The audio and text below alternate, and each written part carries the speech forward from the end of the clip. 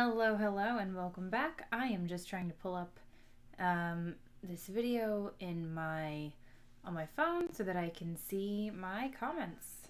Oh, there we go. That was very easy. All right, so I'm going to start with Chapter 5, which is where we left off previously. W.H. Beswick's Murder Comes to Town, which you can purchase on Amazon.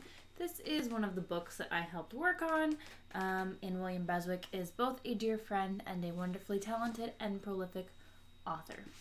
Here we go. Chapter 5. Now, if you recall, actually, we might be on Chapter 4. But Abby just found another body. Was just informed that there's another body and has just gone to the scene. I'm going to start on Chapter 4 in case we missed something, and then go back, or then go through to Chapter 5. Abby and Bruce turned to look at Walt Garner, a 42-year-old, 20-year veteran of the state police. He was a thin man with what had been a handsome face, but years of being a cop that came with seeing too much, drinking too much coffee, and late-night fast food had taken its toll. There were wrinkles around his blue eyes that still sparkled, betraying that he wasn't completely burnt out and still had a sense of humor.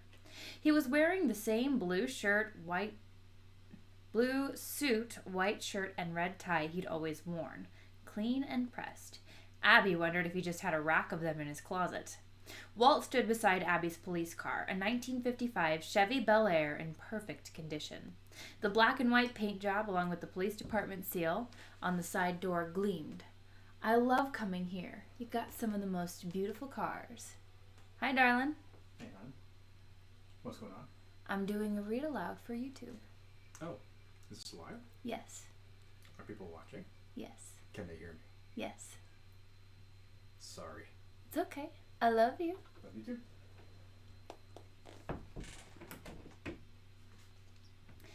"How you doing, Walt?" Abby said. "When you finish drooling over my car, we got a body over here that might interest you. You may not drool over this, but it is a dead body." "Good to see you too, Abby," Walt said, coming over and shaking her hand. "You could sell that car and go back to New York in style." "Sadly, it's not mine to sell," she said with a smile. "Plus, it is a pain to drive." "You don't like stick?" he said, looking very interested. "No, I like an automatic. Stick is a hassle. Driving shouldn't be a hassle." "Oh, that's right. You had a Honda with all the bells and whistles. Why'd you sell that?" "It wasn't a Honda, and you know that. It was a Lexus. It was a wonderful car, which no one in this town knew how to work on. I had to drive an hour over to Cornwall to get it tuned up. Now, dead body, look, so I can leave," Abby said. "Why, you got someplace to go?" Walt asked. "Yes, I would like to get breakfast and get back to my never-ending paperwork, and I have a meeting with the mayor." "Busy day, but there is the body," Walt said, squatting down. "Obviously, he's been shot." "Abby thinks he's a local because of the Letterman jacket," Bruce said, nodding toward his boss. "Thinks he stopped because of the skid mark. Guy just stopped, got himself shot. At least, that's what Abby thinks." "Does she now?" Walt said, standing. "Oh yes, we got off track while discussing cars and breakfast. I looked it up. The last murder in this town was back in 1919, just after World War I ended. One Billy Davis came home from the war to find his fiancée had married his best friend. She didn't even bother to write him a Dear John letter, so it was a complete and very unhappy surprise for Willie when he came home. His future life with her was all he had to cling on to in the trenches.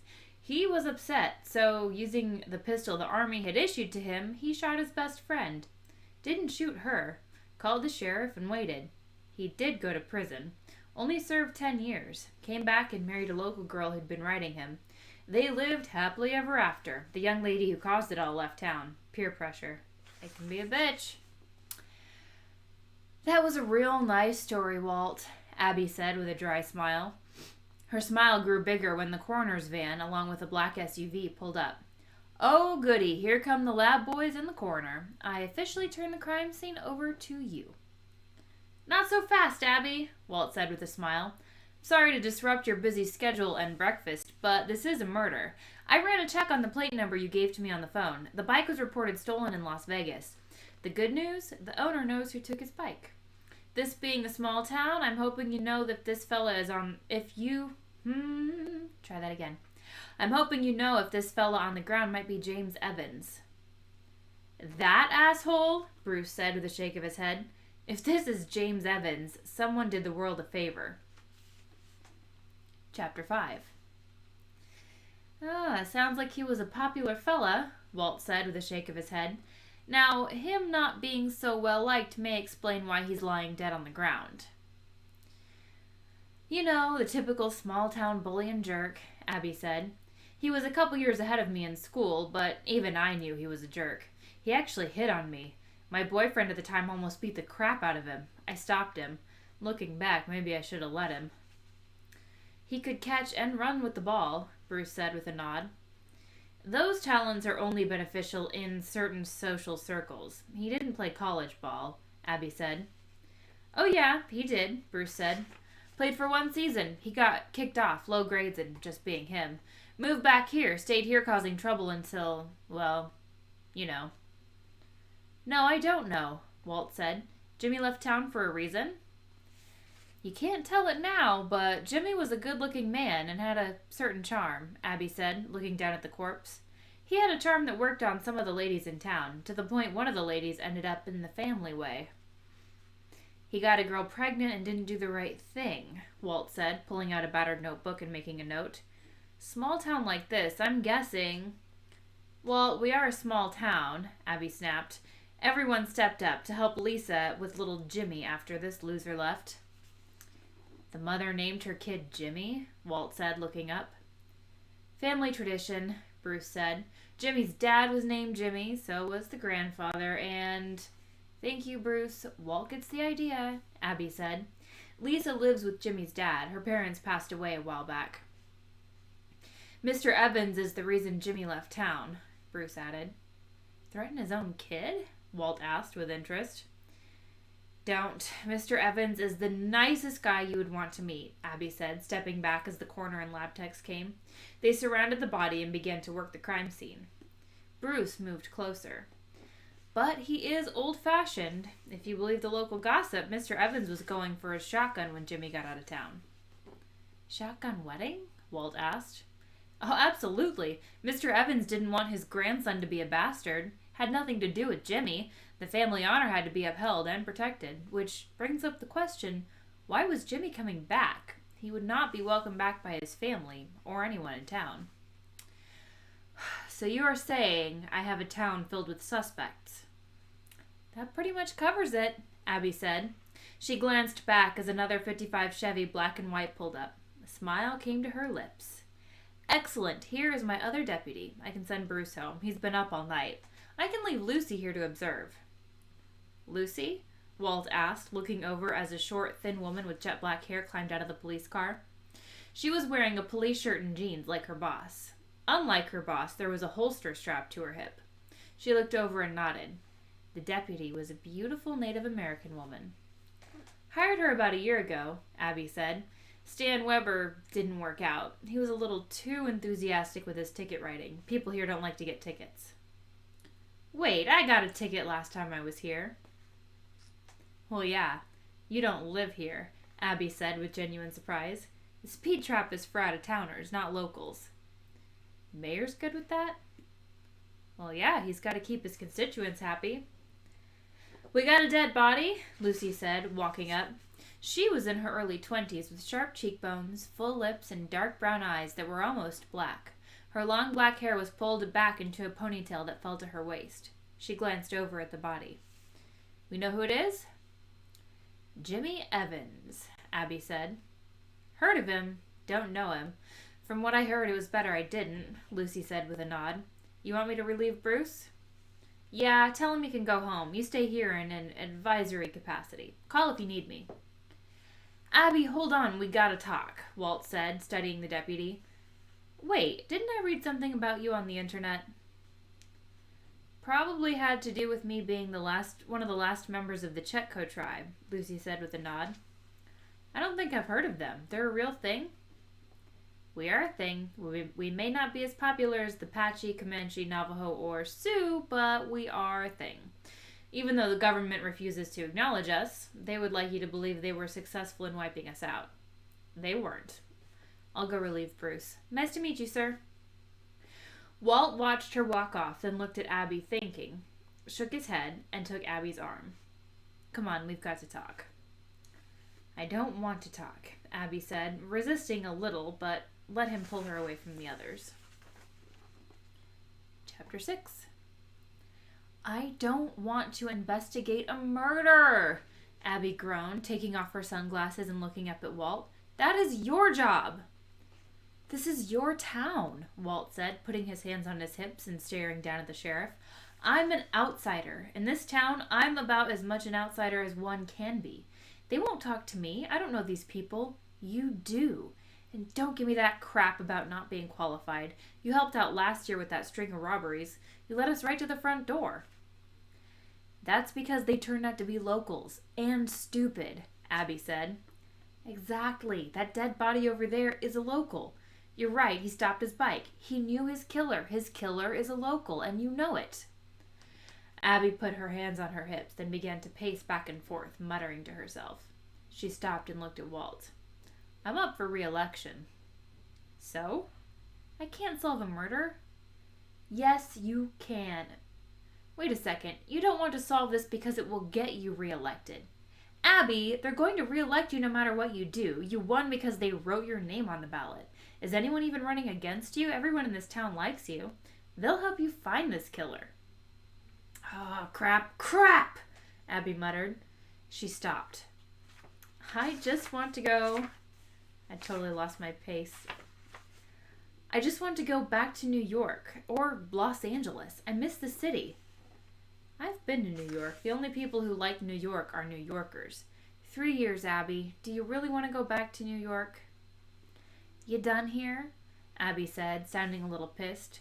After a moment, she rolled her eyes. Fine. We've got to go tell Mr. Evans his son is dead. You gonna let me drive your police car? Sure. I'll even let you play with the lights and siren. Chapter 7. The Evans place was just outside the city, still in Digger's Cove, but a good hike on foot. A little over 1,000 acres, it was considered a good-sized farm. The elder Evans still worked some of the land, but mostly he leased it out to his neighbors. The Evans homestead was a well-kept post-war bungalow with a porch that ran across the front of the house. The slanted roof with dormer windows added to the charm of the home. The green paint and white trimming was not as bright as it once was, but repainting was still not needed. There was a small lawn and flower bed with a large dirt area to the side of the house. Chickens, geese, and a couple ducks wandered and pecked around, not even looking up when the police car pulled up. Two more ducks swam around in a small pond just behind the house. They looked up at the arrival, but then went back to whatever ducks do. James Evans was sitting in a rocker on the front porch, rocking back and forth. He had the weathered look of a farmer, skin-tanned and tough as leather. He was clean-shaven with a full head of white hair. Wireless glasses rested on his hawk-like nose. He barely looked up when Abby and Walt approached. A large, curly-haired mutt of a dog looked up, but quickly lost interest and went back to his nap. They stayed down the steps from the old man, looking up at him. In Digger's Cove, you didn't step onto a man's porch unless asked. How you doing, Sheriff? James asked with the smallest of smiles. Figure you ain't here to ask for my vote, which we both know you got, so it must be bad news. Give it to me. I'm sorry, Mr. Evans, Abby said, taking off her cap and glasses. Your son Jimmy is dead. Wish I could say I didn't see this coming, but I did. I'm assuming it was not by natural causes. No, sir, he was murdered just outside town. Jimmy was coming back here? James said. This made the old man lean forward, putting his elbows on his knees, looking a bit surprised. To Digger's Cove? It appears that way. Excuse me, Mr. Evans, Walt said. You don't appear to be very upset. I mean, Jimmy was your son. And you are, sir? James said, studying Walt like he was studying a horse he was about to buy. This is Walt Peterson, Abby said. He's an investigator for the state. He'll be leading the investigation into your son's murder. Abby nodded at Walt. He's a good man. I've worked with him before. Oh, yes, last year you caught those Kilgore boys. Damn fools. Of course, they were never the brightest bulbs in the package. They could play ball, just not good enough for college. You going to be helping him, Abby? Yes, she is, Walt said before Abby could open her mouth. As a matter of fact, she will be taking the lead. I'm just here to help. Guess you're a good detective. You'll need her help there. You'll need her help here, James said, leaning back. Sheriff, you know how Jimmy was, and how did you say he died? Didn't say, sir, Abby said, but he was shot, riding a stolen motorcycle. It appears he knew his killer. Now you're here. So it must have happened early this morning. I was in bed, alone, so I got no alibi. Lisa wasn't here? Do you need an alibi? Abby said with a big smile. Lisa was here, but asleep in her room, and little Jimmy was in his bed. He's got his own room now, so none of us have alibis. Could get a little sticky. Why would I suspect you? Abby moved to the bottom step, smiling. Still have that double-barrel shotgun? Yes, James said with a laugh and leaned back in his rocker. You can come up, Sheriff. You too, Mr. Peterson. I see you're going to suspect me when you find out what I made Jimmy do before he left town. Made him sign some legal papers before he left. A marriage certificate, another of his legal rights as a parent. Abby said, I thought you didn't find out about Lisa until after Jimmy left town. Oh, please, Sheriff, you know me. I'm no fool. I wasn't going to shoot him. Just made him think so. I let Jimmy leave town. He would have made a terrible father. Lisa and I do a much better job of raising my grandson. Very responsible young lady. You know, she's taking classes over in Cornwall. Yeah, I heard, Abby said. She's going to be a nurse. She's going to work for Doc Benson. Is she at school now? Sir, why would you want your son dead? Walt asked, stepping into the conversation. Only a suspect needs an alibi. You'd need motive to be a suspect. Since you and Lisa are doing such a fine job of raising... Mr. Evans, Abby interrupted, were some of those papers insurance policies? She stepped up onto the porch, looking down at the old man with another smile. If so, how much? 500,000, but I think there was a clause. If Jimmy died in a violent manner like murder, it doubles. And I think that is where we will call it tonight because my voice is already tired. Huzzah! Thank you guys for watching, even if you were doing so quietly. This is Murder Comes to Town by W.H. Beswick. It is available on Amazon. I believe there's also an audiobook in the works, as well as an audiobook for one of his other series, the Zero series, a new Zero audiobook, but there's a couple of those already out there. And I can recommend those as well. Have a wonderful night. Stay home, stay safe, and I will see you later.